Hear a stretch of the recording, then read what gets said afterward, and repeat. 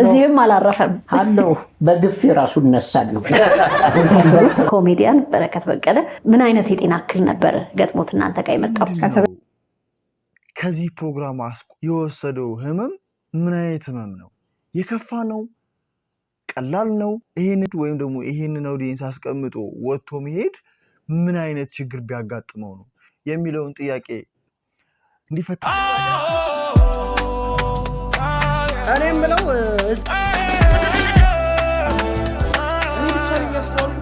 እንዴው ዲሃ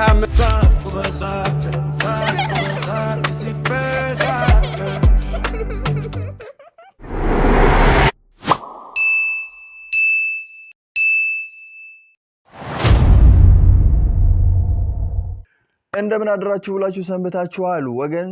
ሳቅ በሳቅ ተመልሶ መጥቷል። እንግዲህ ሳቅ በሳቅ እንደሚታወቀው ሳቅን የሚፈጥሩና ቁም ነገር አዘል የሆኑ ቪዲዮዎችን ይዘንላችሁ እየመጣን እንገኛለን። ዛሬ ደግሞ አዲስ ቪዲዮ ይዘንላችሁ መጣናል ማለት ነው። ከእናንተ ብቻ የሚጠበቀው የዚህን ዩቲዩብ ቻናል ሰብስክራይብ በማድረግ ቤተሰብ መሆንና ይሄን ቪዲዮ ሲጀምሩት ላይክ አድርጎ መጀመር ብቻ ነው። ቀጥታ ወደ ቪዲዮ እንሄዳለን። ተካቻችን የተወሰኑ ፕሮግራሞች ይቀሩናል። ነገር ግን ያው ቅድም እንደገለጽንላችሁ ኮሜዲያን በረከት በቀለ ፍልፍሉ ትንሽ አመም አድርጎት ሐኪም ቤት በሚሄድበትን ሰዓት ነው ወደዚህ የመጣውና ያው አሁንም ስላልቻለ እሱን እንሸኘውና ወደ ሕክምና ቦታ እኛ ፕሮግራማችንን እዚህ እንጨርሳለን ማለት ነው። አይዞህ።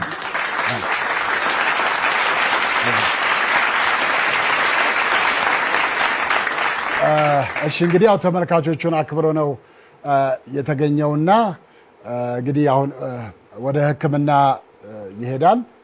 ስለዚህ እኛ ፕሮግራማችንን እንቀጥላለን። ከዛ በፊት ግን በእውነት ከሌሊቱ 12 ሰዓት ጀምሮ ለምሴ ተነስተን ከቤቱ ከሕክምና አምጥተን ግሉኮስ ወስደው አርቲስቶች ለጥበብ ለሚከፈል መስዋዕትነት ባካችሁ አንድ ጊዜ ለዚህ ለወንድሜ በጭብጨባ አክብሩልኝ። አመሰግናለሁ። እንግዲህ ውድ የሳቅ በሳቅ ዩቲዩብ ቻናል ተከታታዮቻችን እንግዲህ የበዓል ፕሮግራም እየሰሩ ነው።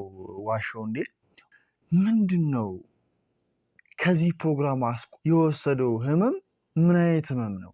የከፋ ነው? ቀላል ነው? ወይም ደግሞ ይሄንን ኦዲየንስ አስቀምጦ ወጥቶ መሄድ ምን አይነት ችግር ቢያጋጥመው ነው የሚለውን ጥያቄ እንዲፈታላችሁ የምትፈልጉ ከሆነ ይህንን ቪዲዮ እስከ መጨረሻው ድረስ ማየት ከእርሶ ይጠበቃል። ቀጥታ ወደ ቪዲዮዎች እንሄዳለን። ዶክተሮች የሰጡት ነገር አለ፣ እስኪ እሱ እንመለከታለን። ፍልፍሉ ኮሜዲያን በረከት በቀለ ምን አይነት የጤና እክል ነበር ገጥሞት እናንተ ጋር የመጣው? አቶ በረከት እኛ ጋር የመጣው የደም መቋረጥ ስትሮክ አጋጥሞት ነው። ከኋላ ጭንቅላቱ ላይ የረጋ ደም የደም ዝውውር ሲያቋርጥ ባለው ምልክቶች ነው የመጣው። የሚገርምሽ ወዲያው አልታወቀውም። አይ ቲንክ ማቅለሽለሽ፣ ማዞር ምናምን ነበረ፣ ግልጽ ያልሆኑ ምልክቶች ብዙም ፒክ አላደረገውም። ስለዚህ ዛሬ ሲመጣ እንግዲህ 3ኛ ቀን አሳልፎ ነው የመጣው፣ ወዲያው አልመጣም። በደም መቋረጥ ስትሮክ ወይም ኢስኬሚክ ስትሮክ በሚባለው ነው የመጣው። ሳቅ በሳቅ ዩቲዩብ ቻናል ተከታታዮቻችን እንደሰማችሁት ትንሽ ዘግየት ብሎ ከ3 ቀን በኋላ ነው ማለት ትንሽ እየበረታ ሲሄድ ነው ማለት ነው ኮሜዲያን ፍልፍሉ ወደ ሐኪም ቤት ሄደው። ያ ችግር የተፈጠረበት ምንድን ነው? ምን አይነት ስሜት የተሰማው ስለነበረ ተሎ ብሎ ወደ ሐኪም ቤት ያለደበት ምክንያት ምን ይሆን? እሱን ደግሞ እስኪ ከእሱ አንደበት እንስማው። እንዴት ነበረ ቤኪዬ? መጀመሪያ መቼስ ይሄ ማስመለስ አይነት ሲሆን ሰው ሁሉ የምናስበው ነገር አለ። እንደው ምግብ የሆነ ነገር ብለን ነው የምንለው። ስሜቱ ምን ነበር መጀመሪያ? የማዞር ነገር ያዞረህ ነበር? አዎ ያዞረኛል። ምን ይላል ዝም ብዬ ቁጭል ምናምን ነበር። ከዛ በኋላ ያው ከነበየ ጋር ምናምን እያልኩ ትንሽ ራስ ምታትም እየመሰለኝ ነበር። ችላ ማለት ግን መጥፎ ነው። አዎ ልክ ነው። ከዛ በኋላ ነው እዚሁ ስመጣ ስትሮክ መሆኑን ያወቅኩት። ስትሮክ ነው ያሉህ? ከዛ በፊት እንዴት ነበር የጤና ሁኔታ? እንደው ቀድሞ የምታውቀው እንደው ትንሽ ነገር ስትሮክ ድንገተኛ ነው ግን እንደው ተያያዥ ህመሞች ከዛ በፊት ያሉ? የለም በቃ ይሄ ስትሮኩ ምንም ድንገተኛ ያዞረኝ። የዛን ቀንም በቃ እኮ አትምጣ ምናምን ብለውኝ፣ ግን ሰው ተሰብስቧል፣ ኦዲየንስም አለን፣ እንግዶችም ጋብዘን ነበር አይደል? የበዓል ስራ ነው። እሱን እንትን ብዬ ከምመለስ ብዬ መጣሁኝ። ብቻ ያው እንደምታዩ ነው የሆነው። እንግዲህ ውድ ሳቅ በሳቅ ዩቲዩብ ቻናል ተከታታዮቻችን እንደሰማችሁት ነው። ብዙ ጊዜ እንደኛ እንደ ሀገራችን ሁኔታ ነገሮችን ቸል የማለት ባህሪ ብዙ ጊዜ ይታይብናል እንደኛ ማለት ነው። እና ነገሮችን ቸላ ባንል እዚህ ደረጃ ላያደርሱ የሚችሉ ኦፖርቹኒቲዎች ይፈጠሩ ነበር እና እንኳን በዚህ ማረልን ለማለት እንወዳለን። ያው እንግዲህ አይ ቲንክ እንደተናገሩት ከሆነ በጊዜ ሂዶ ቢሆን ከዚህ የተሻለ መፍትሄ ሊያመጣ እንደሚችል ተናግረዋል። በሽታው እንደተነገረው ስትሮክ የሚባል በሽታ ነው የያዘው ማለት ነው። እንግዲህ እንደሰማችሁት ትንሽ ቸል ብሎት እንደነበረ ኮሜዲያን ፍልፍሉ እየተናገረ ነበር። ያው እንግዲህ ከዚህ ቸል ማለት እንደሌለብን እንገነዘባለን። ማለትም ከ3 ቀን በፊት አስቀድሞ ወዲያው ስሜቱ እንደተሰማው ብሄር ኖሮ እዚህ ደረጃም ላይ ደርስ እንደሚችል እየተናገረ ነበር እና እንግዲህ እንደተባለው ስትሮክ ከሆነ ምን አይነት ሕክምና እያገኘ እንደሆነ እስኪ ዶክተር የሰጠችው ሀሳብ አለ። የሷን ሀሳብ ደግሞ ሰምተን አሁን ምን አይነት ሕክምና ነው እየተደረገለት ያለው እንደው እንድናውቀው ያህል ይሄን እንግዲህ ሰዎችም የሚያልፉበት ስለሆነ ሰዎችም ሊያልፉ የሚችሉበት ሊሆን ስለሚችል እሱ እንግዲህ ደም ግፊት ነበረው። ደም ግፊትና ስኳር ብዙም ተዘናግቼበታለሁ ነው ያለው። እኛ ጋም እንዳልኩሽ ለምሳሌ 80% የሚሆኑት የኛ በሽተኞች አትሊስት አንድ ሪስክ ፋክተር አላቸው። አንድ ችግር አለ። ያልታከመ ደም ግፊት፣ ስኳር፣ የልብ ምት መዛባት ይኖራል፣ ወይም ደግሞ ሲጋራ ማጨስ አንድ ይኖራል። 60% ደግሞ ደም ግፊት አላቸው። 36% ደግሞ ስኳር አላቸው። ስለዚህ አሁን የአቶ በረከትም 2 አለው ማለት ነው እንግዲህ ስኳር ደም ግፊት ማለት እና አሁን ላይ ባለበት የደም መርጋት እንትኑ እንግዲህ ዘግይተን ስላገኘ ነው ተገብቶ የሚወጣበት ደረጃ አልደረሰም። ግን ጥሩነቱ ደግሞ እሱም አትሊስት መንቀሳቀስ ይችላል፣ ንቁ ነው፣ እንዳየሹ ነው። የከፋ ጉዳት ላይ እንትን አላለውም። ግን የኋላ ጭንቅላት ነው ስትሮኩ ላሳይሽ አንዴ ችግር እንግዲህ የኋላ ጭንቅላታችን ጠበብ ያለች ናት። የስትሮኩ ፓርት እቺ ናት ነጣ ያለችው። ነጣ ብላ የምትታየው በስትሮኩ የተጠቃችው ክፍል ናት ማለት ነው። የደም መርጋት ሲከልለው ደም ሲቋረጥበት ይሄ የሚጎዳው ኢንፋክትድ የሚሆነው ወይም ደግሞ ደም ሳይጠጣ ሲቆይ ያው የሚሞተው ክፍል ብለሽ ያዥው። ስለዚህ እቺን ክፍል እንዳትሰፋ ማድረግ ነው የስትሮክ ሕክምና ስራ። ወዲያው ሰው ሲመጣ ማለት እንዲህ ሳይደርስ ድምቅሉ ሳይጎዳ እንትን ማለት ነው። አሁን ባለበት ማቅጠኛዎችን እየወሰደ ነው ደሙ እንትን እንዲል የብለድ ፕሬሸር ወይም የግፊት ሕክምና የስኳር ሕክምና የተደረገለት ነው። ይሄ አንዳንዴ ደግሞ ያው ቁስል ያብጣል አይደል እጅ ላይ እግር ላይ ምናምን ቢወጣ። ስለዚህ እዚህ ደግሞ ቢያብጥ ጭንቅላታችን አጥንት ነው የትም የሚሄድበት የለም እንደ ሆድ እንደ እንትን ጭንቀት ይጨማምራል እና ይሄንን ሞኒተር ማድረግ እንዲሁም ይሄ እብጠት እንዳያመጣ መድኃኒቶች ላይ ነው ያለው። ጀነራል ጥሩ ነው ያለው። ቴራፒ እየሰራ ነው የባላንስ ትሬኒንግ የፊዚካል ቴራፒ መንቀሳቀስ ጥሩ ነው ያለው። ግን ሲንቀሳቀስ ባላንሱን እንዳይስት ፊዚካል ቴራፒ እየሰራ ነው። ጥሩ እያገገመን ያለው በጣም ደስ ይላል። መልካም ነው የተባለውን ሰምታችኋል። ውድ የሳቅ በሳቅ ዩቲዩብ ቻናል ተከታታዮች ይሄንን ሙሉ ፕሮግራሙን ለማየት ስሞክር ያገኘሁት ነገርና በጣም የደነቀኝና የገረመኝ ነገር በውጭ ሀገሮች ላይ ይሄ በሽታ እድሜያቸው ገፋ ላሉ አዛውንት ለሆኑ ሰዎች እንደሆነ ነው የሚታወቀው። በሀገራችን ውስጥ ደግሞ ወጣቶችን በጣም እያጠቃቸው እንደሆነ ዶክተር ስትናገር ሰምቻታለሁ። እንግዲህ ዋና ፋክተሩ እንዳለችው ይሄ የልብ ምት መዛባት፣ ደም ግፊት፣ ስኳር እነዚህ ዋና ፋክተሮች ናቸው እያለች ነበረ።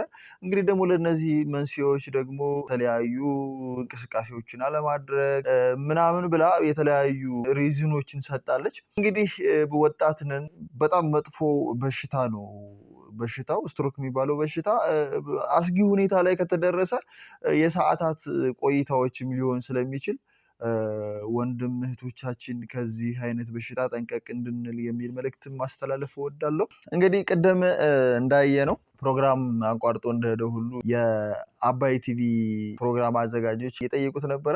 ሰከላሾ አዘጋጅ መቅደስም ሂዳ አግኝተዋለች። ያኔ የነበረውን ሁኔታ እስኪ አብረን እንመልከት። ቤት ይሁን ዋሾ እንደዚህ ከትሞ የለም እንዴ? እንዴት ናችሁ? ሰላም ናችሁ? ቤኪ ደህና ነህ? እንዴት ነህ? ሰላም ነህ? ኧረ አንተ ጠንካራ ነህ ያለኸው? እግዚአብሔር ይመስገን። እንዴት ነህ? ሳቅበት ተብለሃል። ለዚህ ነገር መሰለኝ እነሱ ጊዜ ካሉ ከፋርማሲ እኮ ከመገዛ ብዬ ነው።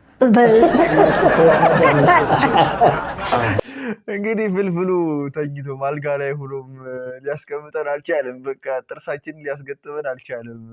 በጣም ወዲያው ሕክምናውን ካልወሰድሽ እውነት ነው ጥሩ አይደለም። እና አሁን ከዛ በኋላ ወደ ቤት ሄጄ እነሱ መጥተው ወደ ሕክምና እስኪሄድ ቤት ሄጄ ራሱ ማረሰው ምንድን ነው እንዲህ ብድግ ስል ወደ አንድ ሳይድ ነው የማደለው፣ ወደ አንድ ጎን። አሁን ወደዚህ የሚሄድ ከሆነ ወደዚህ ነው የምዞረው። እና ልክ ከመኝታ ስወርድ ባለቤቴ በር ክፈችለት ምናምን ትላታለች ልጄን። አንድ የሬስትሩም አንድ የውጭ በር ነው የምከፍት።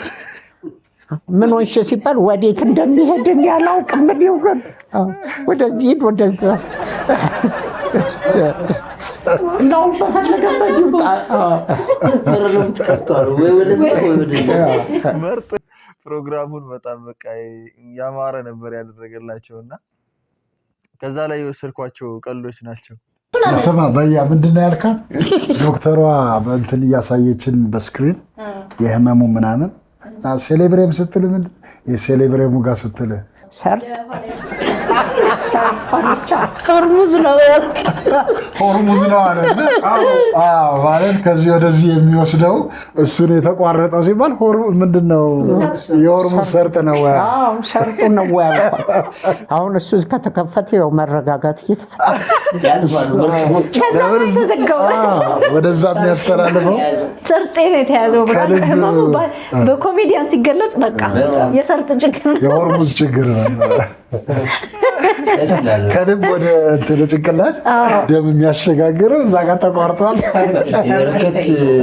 እና መርከቦች ሁሉ ቆመው ነው የምትለን። አሁን ግን ይቀጥላል። ሰው በበሽታ ላይ ሙሉ ሰውን ማሳቅና ማስደሰት ይችላል። እንግዲህ ይሄ ከላይ የተሰጠ ስጦታ ሲሆን ብቻ ነው ሊገኝ የሚችለው እንጂ የበሽታውን ስሜት አሁን ያለበትን ሁኔታ አይተናል። እንግዲህ ምንድን ነው ወደፊትስ ፍልፍሉ የወደፊት ዕጣ ፈንታው ምንድን ነው የሚጠብቀው? እኛንስ ምንድን ነው የሚጠብቀን? ቤተሰቦችንስ ምንድን ነው የሚጠብቃቸው? በጊዜ መጥቶ ቤተሰቡን ያሳርፋል፣ እኛንም ያንን የምንፈልገውን የምንሻውን ሳቁን ይመልስልናል። ያንን የዋሸው እንዴ ድምቀቱ ተመልሶ እናየው ይሆን አናየው ይሆን የሚለው ዶክተሮች ስለወደፊቱ ምን አሉ ምን ተናገሩ የሚለውን ደግሞ አይተን እንመለስ። እዚህም አላረፈም አለው በግፊ ራሱ እነሳለሁ። ቀኑን የምትነሳበትን ቀን ለማሳጠር ነው ጸሎታችን እንጂ ምንም አትሆንም። ጥሩ ተስፋ ሰጥተውናል። እንግዲህ ያው የሕክምና ባለሙያዎቹ ግፋቢል እስከ ዳግማ ትንሣኤ ድረስ ይነሳል ነው ያሉት። ወደ እንቅስቃሴ ይጀምራል። ከዛ ክትትል ነው የሚያስፈልገው ለ3 ወር ለ6 ወር ያክል ክትትልና የሕክምና እንትን ያስፈልገዋል የሚል ነው። አዎ እና እረፍትም ደግሞ ያስፈልገዋል። አሁን በቅርቡ እንደሚመለስ በቅርቡ እንደሚሻለው ዶክተሮች ተስፋ የሚሰጥ ነገር እንደሰጡ መረጃው ያሳየናል ማለት ነው። እንግዲህ ውድ ዩቲዩብ ቻናል ተከታታዮቻችን እናንተም የዛሬው ቪዲዮአችን ይህንን ይመስል ነበረ። እስኪ እናንተ ደግሞ ለፍልፍሉ ያላችሁን የወደፊት ምኞት ምን ደረጃ ላይ ደርሶ ምን ሆኖ ማግኘት እንደምትፈልጉ ኮመንት ላይ ገብታችሁ እንድታሳውቁን የኛ የልብ ጥያቄያችን ነው። እንግዲህ ውድ ኮሜዲያን ፍልፍሉ ተሽሎ ከዚህ በበለጠ ፈጣሪ ምሕረቱን ልኮልህ ያ ድምቀት የሆንከው ዋሸው እንዴ ፕሮግራም ላይ እንድናይህ ቤተሰቦችን እንድታስደስት ወደ ነበርክበት እንድትመለስ ከልብ እንመኝልሃለን። ወደ ሳቅ በሳቅ ዩቲዩብ ቻናል ተከታታዮቻችን የዛሬ ቪዲዮአችን ይሄንን ይመስል ነበረ። በዛሬ ቪዲዮአችን ደግሞ ቁም ነገር እንዳገኛችሁ ባለሙሉ ተስፋ ነን። እንግዲህ ይህንን ቪዲዮ ስትጀምሩ ላይክ ያላረጋችሁ ስትጨርሱ ላይክ አድርጋችሁ መጨረስ እንዳይረሳችሁ። ሳቅ በሳቅ ምን ይላል? ሳቅ ለጤናው ጨዋታ ደግሞ ለደስታው የዚህ ዩቲዩብ ቻናል ቤተሰብ መሆን እንዳይረሳ። በመጨረሻ ግን በጣም ካሳቢ ቀልዶች መካከል መጨረሻ ላይ አንድ ጋብዛችሁ ቀልድ ይኖረኛል። እንግዲህ ወደ ሳቅ በሳቅ እንግዲህ ውድ የሳቅ በሳቅ ዩቲዩብ ቻናል ተከታታዮቻችን እንግዲህ እንደተባለው መልካም ዜና አለን ማለት ነው። ካልጋ ተነስቶ ቤተሰቦቹ ጋር ሄዶ ቤተሰቦች ደስታ ፈጥሮ ወደ ነበረበት የስራ ዘርፉ እንዲመለስ ምኞታችን ነው። የእናንተን ምኞት ደግሞ ኮመንት ላይ ገብታችሁ እንድታስቀምጡልን በትህትና እንጠይቃለን ማለት ነው። ከዛ በፊት ግን መጨረሻ ላይ ማሳያችሁ ሌላ የቀለዳት ቀልድ ነበረችና ያችን መጨረሻ ላይ አሳያችኋለሁ። እናንተን አስተያየት ኮመንት ላይ ገብታችሁ አስቀምጡልን። ሳቅ በሳቅ ይላል። ሳቅ ለጤናው፣ ጨዋታ ደግሞ ለደስታው። የዚህ ዩቲዩብ ቻናል ቤተሰብ መሆን እንዳይረሳ። ቀጥታ ወደ ቀልዱ እንሄዳለን። ኑ በእናትሽ ቤት ያፈራው መርፌ ምናምን ያዥ ግላብ